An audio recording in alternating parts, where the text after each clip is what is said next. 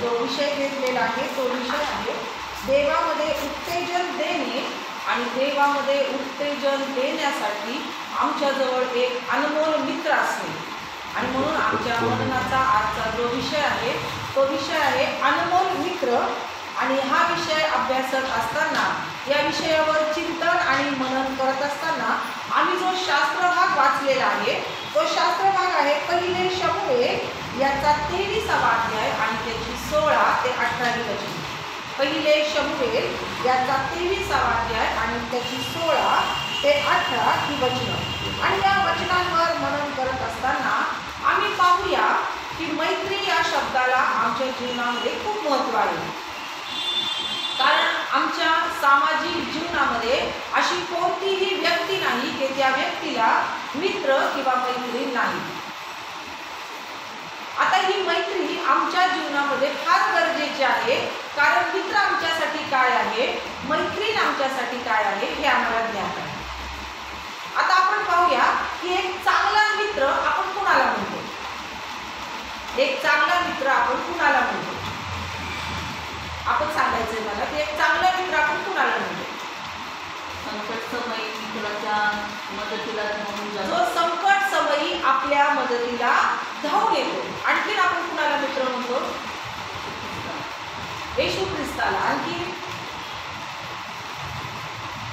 जो संकट समयी मदत करतो, जो सहाय्य करतो, ज्याच्याजवळ आपला मन आपण मोकळं करतो, ज्याच्याजवळ आपण आपल्या काही समस्या शेअर करतो, जो आपल्याला सहाय्य पुरवतो, मार्गदर्शन करतो, आपला पाठीराखा होतो, अशा व्यक्तीला आपण आपला मित्र म्हणतो. आणि सगळ्यात महत्त्वाचं म्हणजे आम्ही ज्यावेळेस निराश असतो, ज्यावेळेस आम्हाला उत्तेजनाची गरज असते त्यावेळेस तो आम्हाला उत्तेजन देतो आणि आमच्या निराशेतून बाहेर काढण्यासाठी आम्हाला सहाय्य पुरवतो.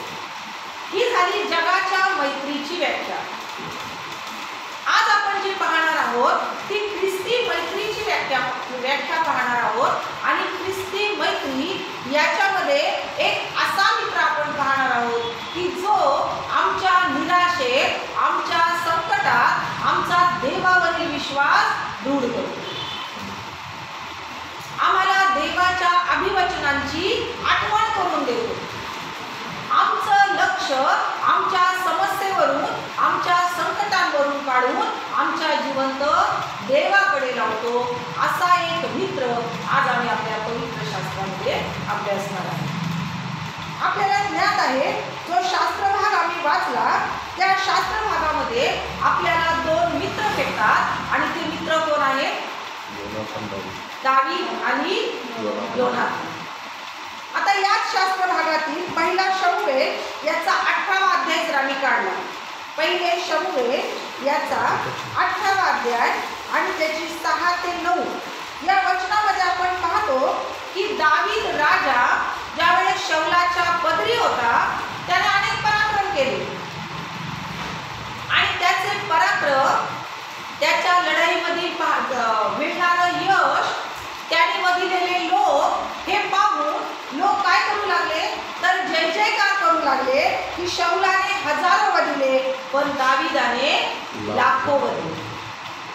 आणि त्यांचा हा जय जयकार ऐकून दावीद शौलाच्या मनात दावीदाविषयी मत्सर निर्माण झालेला आहे.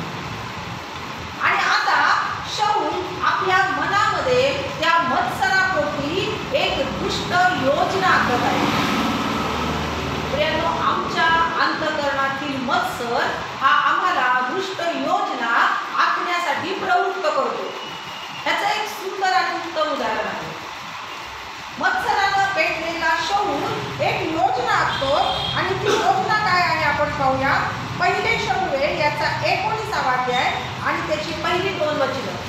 पहिले शमूएल याचा 19वा अध्याय त्याची पहिली 2 वचनं. शौलाने आपला पुत्र योनाथान व आपले सर्व सेवक यास सांगून ठेवले की दावीदास मारून टाकावं. पण शौलाचा पुत्र योनाथान याचे दावीदावर फारच मन बसले होते. म्हणून योनाथानाने दावीदास सांगितले की माझा बाप शौल तुला मारून टाकावयास पाहत आहे, तर तू सकाळपर्यंत सावध आहे आणि एखाद्या गुप्त स्थळी लपून राहा. शौलाने आपला पुत्र, त्याच्या मनात जी योजना झाली होती ती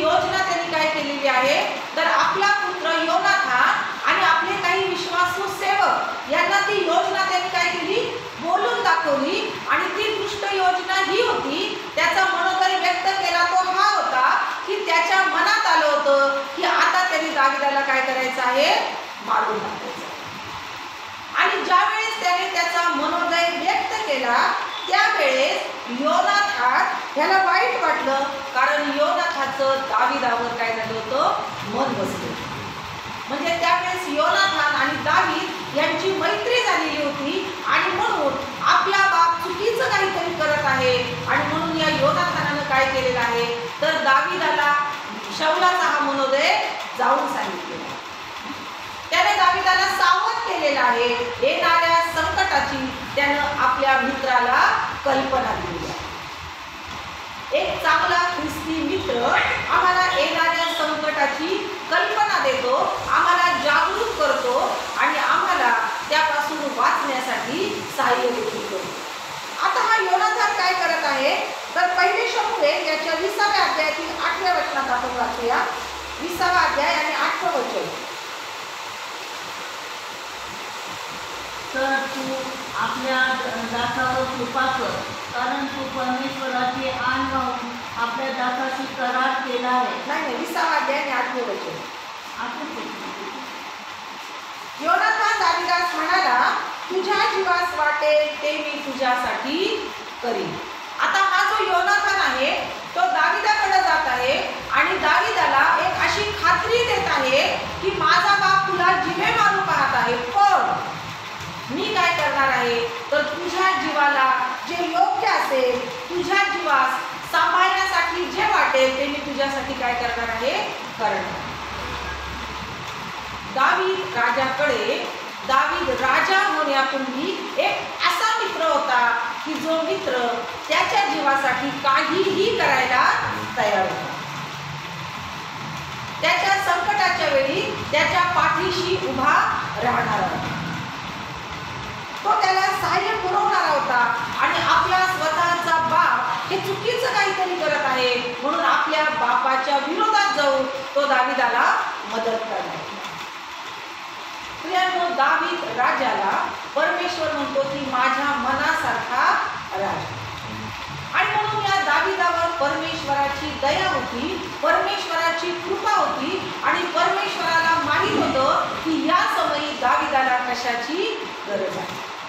आमच्या देखील दैनंदिन जीवनामध्ये ज्यावेळेस एखादं संकट आमच्यावर येऊ पाहतं त्यावेळेस देवाला माहीत असतं की आम्हाला नेमक्या क्षणी कोणत्या गोष्टीची गरज आहे. आणि म्हणून परमेश्वरानं काय केलेलं आहे तर नेमक्या वेळी गरजेच्या वेळी या योनाथानाला एक अनमोल मित्राच्या रूपामध्ये दाविदाकडे धाडलेला आहे. आणि हा योनाथान त्याचा मित्र बनून त्याच्याशी वार्तालाप करत आहे की तुझ्या जीवासाठी मी वाटेल ते करणार आहे. मग दावीद आणि योनाथान यांच्या मैत्रीला पवित्र शास्त्रामध्ये एवढं महत्त्व का दिलेलं आहे ते पाहत असताना आपण पाहणार आहोत की योनाथानानं दाविदाला निराश अवस्थेमध्ये उत्तेजन दिलेलं आहे आणि त्याचा देवावरील विश्वास दृढ केलेला आहे. त्याचं लक्ष त्याने देवाकडं परमेश्वराकडं वेधलेलं आहे. आणि म्हणून या दावीद आणि योनाथानाच्या मैत्रीवर एक शास्त्रभाग या पवित्र शास्त्रामध्ये दिलेला आहे. आता त्याला कशा प्रकारे दाविदाला उत्तेजन दिलेलं आहे त्याचे पैलू आम्ही पाहणार. ते पैलू पाहत असताना आपण वचनाचे फक्त पहिले 3 शब्द वाचणार आहोत. पहिले शमूएल याचा 23वा अध्याय आणि त्याचं 17वं वचन. पहिले शमूएल याचा 23वा अध्याय आणि त्याचं 17वं वचन याची फक्त पहिली 4 ते 5 शब्द आपण वाचणार आहोत. त्याने त्यास म्हटले भिवू नको. पुढे त्याने त्यास म्हटले भिवू नको. प्रियांनो, भय आमच्या जीवनामध्ये असतंच. आम्ही कितीही निर्भीड आहोत असंच म्हटलं तरी आम्ही प्रत्येक वेळी कशाला ना कशाला तरी घाबरत असतो. आमच्या जीवनामध्ये आम्हाला कशाच्या कशाची भीती असते. आजारपणाची भीती, अपघातांची भीती, आमची तरुण लेकरं जगामध्ये वाया जातील की काय त्याची भीती, आर्थिकतेची भीती, आमची नोकरी टिकून राहील की नाही याची भीती. अनेक भीती आहेत ज्या आमच्या अंतःकरणामध्ये सतत कार्य करत असतात. आणि म्हणून आमच्या भीतीमधून बाहेर काढण्यासाठी आमच्या परमेश्वरानं म्हटलेलं आहे की तुम्हाला भित्रेपणाचा नाही तर तुम्हाला धैर्याचा आत्मा मी काय केलेला आहे दिलेला आहे. आणि म्हणून पवित्र शास्त्रामध्ये अनेक वेळा आमच्या परमेश्वरानं इस्रायल लोकांना देखील म्हटलेलं आहे की भिवू नका, घाबरू नका. येशू ख्रिस्त देखील अनेक वेळा आपल्या शिष्यांना म्हटलेलं आहे की भिवू नका आणि घाबरू नका, कारण संत पौल म्हणतो आम्हाला भित्रेपणाचा नाही तर धीराचा आणि धैर्याचा आत्मा परमेश्वरानं दिलेला आहे. मग भिवू नका म्हणजे कशालाच घाबरायचं नाही का? कशाचीच भीती बाळगायची नाही का? तर नाही. ख्रिस्ती म्हणून आम्हाला एका गोष्टीचं भय बाळगणं हे गरजेचं आहे. कोणती गोष्ट आहे ती की ज्याचा आम्ही भय बाळगलं पाहिजे? परमेश्वराचं. आम्ही कशाचं भय बाळगायचंय? परमेश्वराचं भय बाळगायचं. वचन वाचूया आपण यशया याचा 8वा अध्याय आणि त्याचं 12वं वचन. यशया याचा 8वा अध्याय आणि त्याचं 12वं वचन.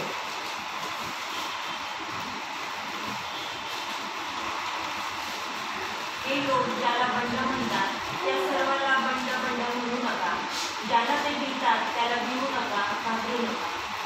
हे लोक ज्याला बंड बंड म्हणतात त्याला भिवू नका आणि घाबरू नका. तुम्ही ज्या जगामध्ये राहत आहात त्या जगात बंड म्हणून ज्या ज्या गोष्टी होत आहेत परमेश्वर म्हणतो त्याला तुम्ही घाबरू नका, त्याला तुम्ही भिवू नका. आणि 13व्या वचनामध्ये तो काय म्हणतो? तर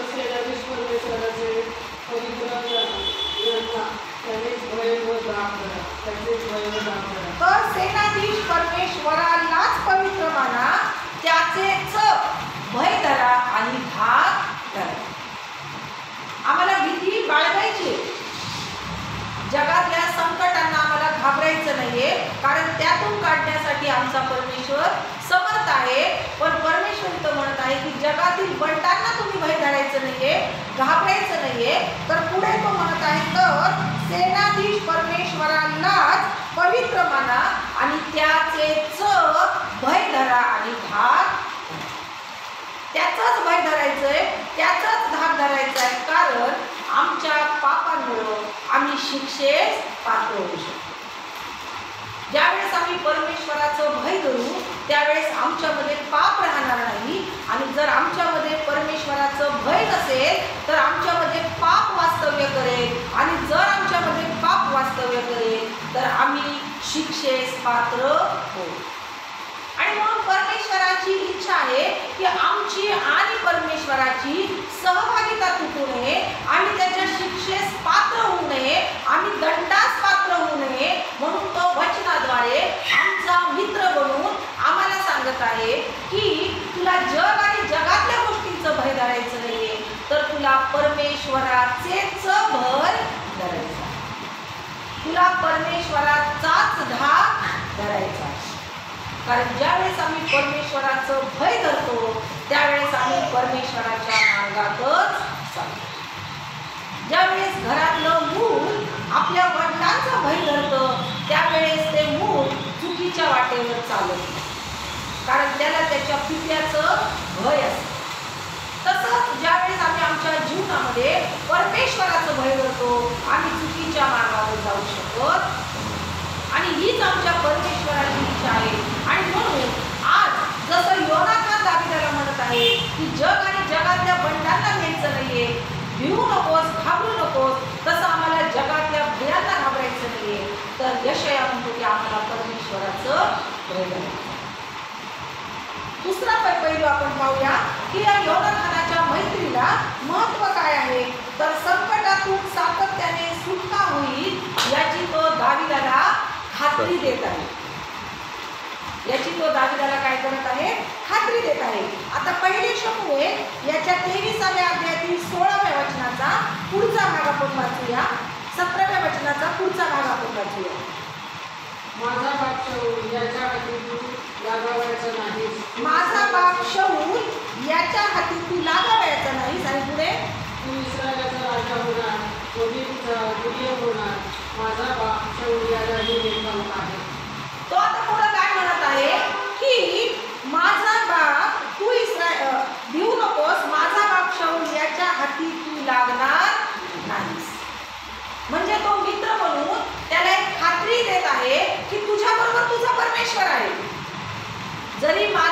शौल हा राजा आहे, त्याच्याजवळ सैन्य आहे, त्याच्याजवळ तुला पकडण्यासाठी अनेक सैन्य दल आहे, पण तू त्याच्या हाती लागणार नाहीस. कारण आत्तापर्यंत ज्या परमेश्वरानं तुला संकटातून बाहेर काढलेला आहे तोच परमेश्वर आता देखील तुला संकटातून काढणार. प्रियांनो, आमच्या जीवनामध्ये प्रत्येक वेळा आम्ही जर आठवलं की आमच्या गत जीवनामध्ये अनेक संकटातून, अनेक भयांमधून, अनेक आजारांमधून परमेश्वरानं आम्हाला काढलेलं असतं.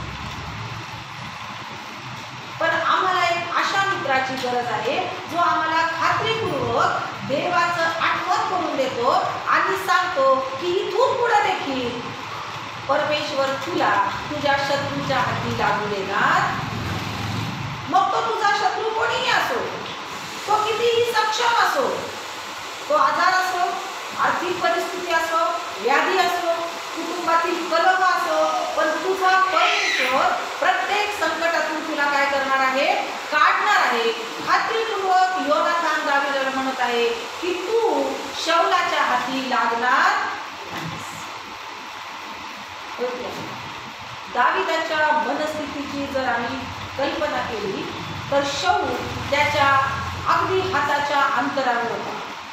अनेक वेळा शौलानं त्याच्यावर झडप घालण्यापूर्वी परमेश्वरानं त्याला सोडवले आणि आता तो निराश आहे, घाबरलेला आहे आणि योनाथान त्याला धैर्य देत आहे, त्याला उत्तेजन देत आहे आणि त्याला ही खात्री देखील देत आहे की तुझा परमेश्वर तुला शौलाच्या हाती कधीही लागू देणार. आमचा परमेश्वर देखील प्रत्येक वेळेस आम्हाला खात्री देत असतो की आजपर्यंत जसा तुझं मी सहाय्य करता झालेला आहे, इथून पुढे देखील कोणत्याही संकटात मी तुला जरी पडला तरी त्यातून काढणार आहे, मी तुला हाती लागू देणार नाही. आणि तिसरी गोष्ट योनाथान इथं करत आहे, तो भविष्यासंबंधी त्याला एक उज्ज्वल अशी भविष्यवाणीची गोष्ट सांगत आहे. त्याचं भविष्य किती उज्ज्वल आहे हे तो सांगत आहे. तो म्हणत आहे तू इस्रायलाचा राजा होणार आणि मी तुझा दुय्यम होणार. काय सांगत आहे तो त्याला? तू इस्रायलाचा काय होणार आहेस? राजा होणार. प्रियांनो, जर आपण पाहिलं तर योनाथान हा शौलाचा कोण आहे? पुत्र. म्हणजे इस्रायलाच्या गादीवर कुणाचा अधिकार आहे? योनाथानाचा अधिकार आहे. योनाथान हा राजपुत्र म्हणून राजा होणार आहे, पण योनाथानाचं मन दावीदावर बसलेलं आहे, योनाथानाची प्रीती दावीदावर आहे, योनाथानाच्या अंतःकरणात एक खरी मैत्री आहे आणि म्हणून तो दावीदाला काय खात्री देत आहे की तू काय होणार आहे? इस्रायलाचा राजा होणार आहे. एवढंच नाही तर मी तुझा दुय्यम होणार, म्हणजे मी तुझ्यानंतर असणार आहे. त्या राजगादीचा योनाथानाने दावीदासाठी त्याग केलेला आहे. तो त्याला उज्ज्वल भविष्याची खात्री देत आहे.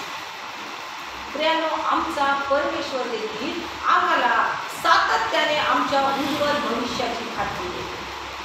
आणि ज्या वेळेस योनाथानानं दावीदाला ही खात्री दिलेली आहे त्यावेळेस दावीद राजा आपल्या 23व्या स्तोत्रामध्ये म्हणत आहे की परमेश्वर मृत्यू छायेच्या दरीतूनही जात असलो तरी कसल्याही अष्टास. आणि शेवटी तो काय म्हणतो? माझ्या आयुष्याचे सर्व दिवस मला कल्याण आणि दया लाभली आणि परमेश्वराच्या घरात मी चिरकाल, फक्त आज आणि आत्तापर्यंत नाही तर इथून पुढे देखील मी परमेश्वराच्या घरात काय करणार आहे? चिरकाल राहणार आहे. आमचा परमेश्वर फक्त आज आणि या संकटापुरता आमचा मित्र नाही, तर तो पुढच्या काळात देखील काय म्हणतो की मी तुला त्यातून बाहेर काढणार आहे. आणि म्हणून दावीद राजा खात्रीनं इथं म्हणत आहे की परमेश्वराच्या घरात मी चिरकाल राहणार. जसं योनाथान दावीदाला आठवण करून देत आहे की तुझं भविष्य उज्ज्वल आहे, तू राजा होणार आहे याची मला खात्री आहे, तसं आमचं परमेश्वर देखील आम्हाला एक उज्ज्वल भविष्याचं अभिवचन देतो. कुठं आहे ते अभिवचन? आपण वाचूया. यशया याचा 29वा अध्याय आणि त्याचं 11वं वचन. यशया याचा 29वा अध्याय त्याचं 11वं वचन.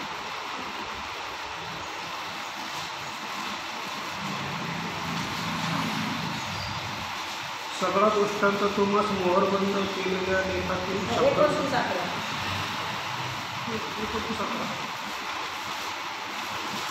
29. परमेश्वर म्हणतो तुम्हाला ते मी जाणतो. ते संकल्प हिताचे आहेत, अनिष्टाचे नाही. ते तुम्हाला तुमच्या भावी सुस्थितीची आशा देणारे आहे. परमेश्वर म्हणतो, कोणता माणूस म्हणत नाहीये, जग म्हणत नाहीये, तर आमचा परमेश्वर म्हणत आहे, आम्हाला एक अभिवचन देत आहे, तुम्हाविषयी माझ्या मनात जे संकल्प आहेत ते मी जाणतो. तुम्हा प्रत्येकाविषयी माझ्या मनामध्ये संकल्प आहे ते मी जाणतो आणि ते संकल्प हिताचे आहेत आणि तिचे नाही. ते तुम्हाला तुमच्या भावी सुस्थितीचे आशा देणारे आहे. आमची भावी स्थिती ही सुस्थिती असणार आहे आणि याची आशा आम्हाला कोणी दिलेली आहे? परमेश्वराने दिलेली आहे. जसं योनाथान दाविदाला म्हणत आहे की तू काय होणार आहेस? इस्रायलाचा राजा होणार आहे आणि मी तुझा दुय्यम होणार आहे. त्यानं आमच्या परमेश्वरानं देखील आम्हाला एक अभिवचन दिलेलं आहे आणि ते अभिवचन हे आहे की तुझ्या भावी सुस्थितीची तुला काय आहे?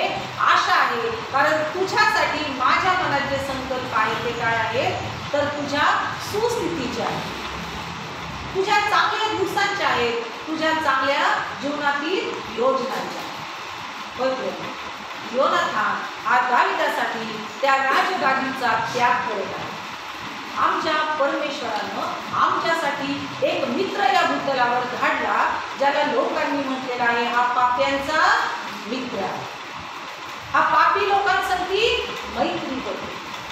तुम्ही आणि मित्र रोज आणि रोज आम्ही पाप करणारे आहोत. आम्ही छाती ठोकपणे म्हणू शकत नाही की आम्ही पाप करत नाही.